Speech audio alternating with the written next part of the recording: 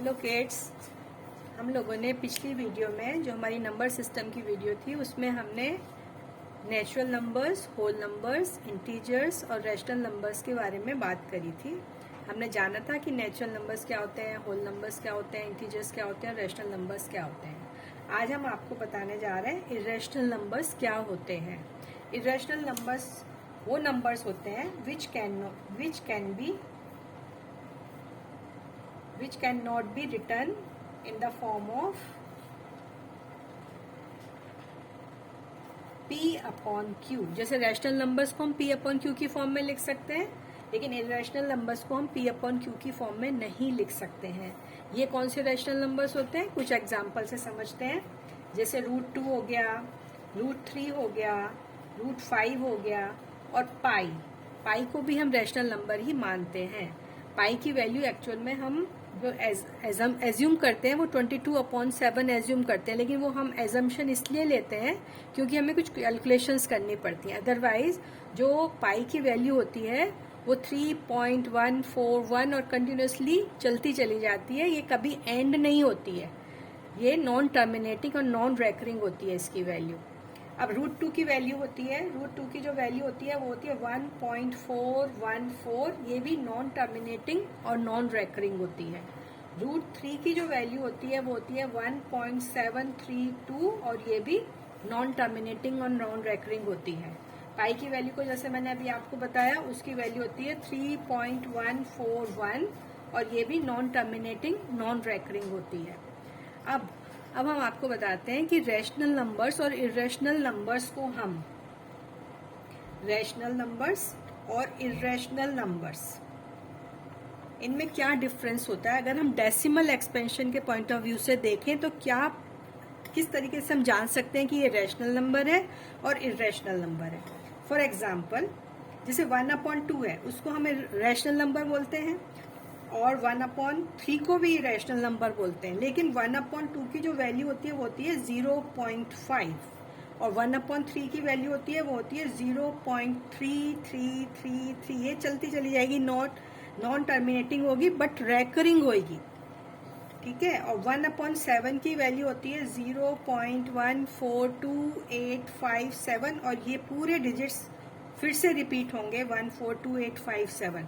ये इसको भी हम रैशनल नंबर ही बोलते हैं। तो हमने क्या देखा कि रैशनल नंबर जो होते हैं उनके दो तरीके होते हैं, दो टाइप्स के होते हैं रैशनल नंबर। एक तो होते हैं टर्मिनेटिंग और दूसरे होते हैं non terminating but recurring. Recurring means repeating, उनकी डिजिट्स बार बार रिपीट होती है। तो हमने रैशनल नंबर्स को दो तरीके से देखा, टर्मिनेटिंग एंड नॉन टर्मिनेटिंग। तो जैसे 1/2 है, ये टर्मिनेट हो गया तो हम इसको रैशनल नंबर मानेंगे, और 1/5 हो गया वो भी रैशनल नंबर हो गया क्योंकि वो भी उसकी वैल्यू भी 0.2 हो गया, तो ये भी हमारी टर्मिनेट हो जाती है। कि 1/3 को आप क्यों रैशनल नंबर मानेंगे, क्योंकि ये टर्मिनेट तो नहीं हो रही है बट नॉन टर्मिनेटिंग है बट रेकरिंग है, इसकी जो डिजिट्स हैं वो रिपीट होती जाएंगी। अब इर्रेशनल नंबर्स के बारे में हम जानते हैं, इर्रेशनल नंबर जो होते हैं उनकी वैल्यू नॉन टर्मिनेटिंग तो होगी बट नॉन रेकरिंग भी होगी, मतलब उसके डिजिट्स बार बार रिपीट नहीं होंगे।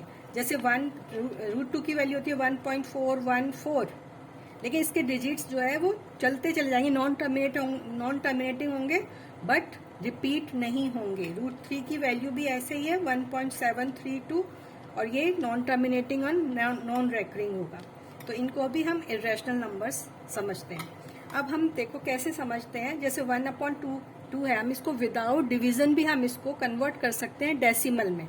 फॉर एग्जाम्पल, इसको आपको समझना होगा कि जो फ्रैक्शन होता है वो P/Q की फॉर्म में होता है।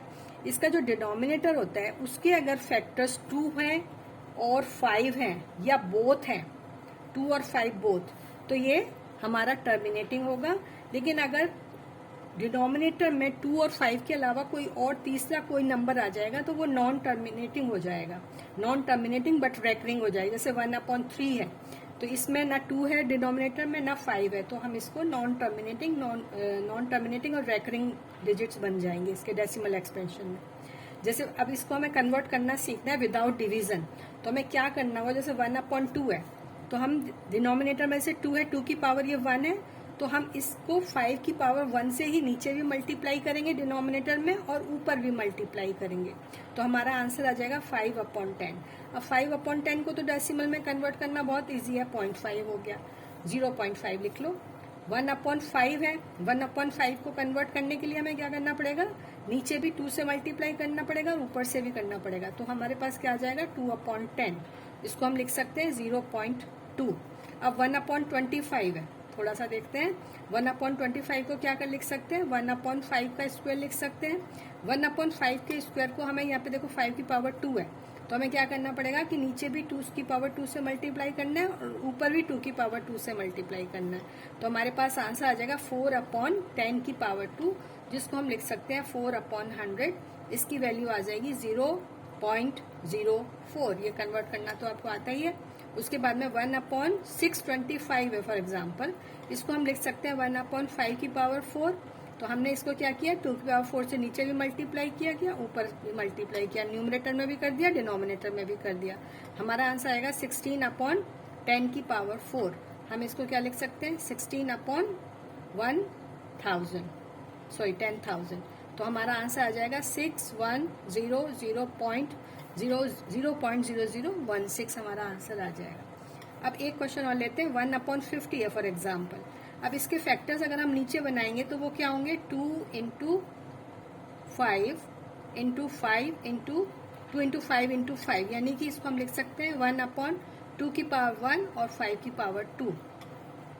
अब हमारे पास देखिए ये 2 की हमारे पास सेम हमें पावर बनानी है, 5 की पावर जो है 2 है और 2 की पावर 1 है, तो हमें क्या करना है कि ऊपर खाली एक बार 2 से मल्टीप्लाई करना है और नीचे भी एक बार 2 से मल्टीप्लाई करना है, जिससे कि हमारे 5 और 2 की पावर सेम हो जाए। हमारा आंसर आ जाएगा 2 × 10 की पावर 2, तो हम इसको लिख सकते हैं 2/100। हमारा आंसर आएगा 0.02। ठीक है, तो ये मैंने आपको इरेशनल नंबर्स के बारे में बता दिया और कन्वर्ट करना भी बता दिया डेसिमल एक्सपेंशन में। अब हमें क्या, अब ठीक है, नेक्स्ट वीडियो में मैं आपको स्क्वायर और इसके रूट्स के बारे में बताऊंगी।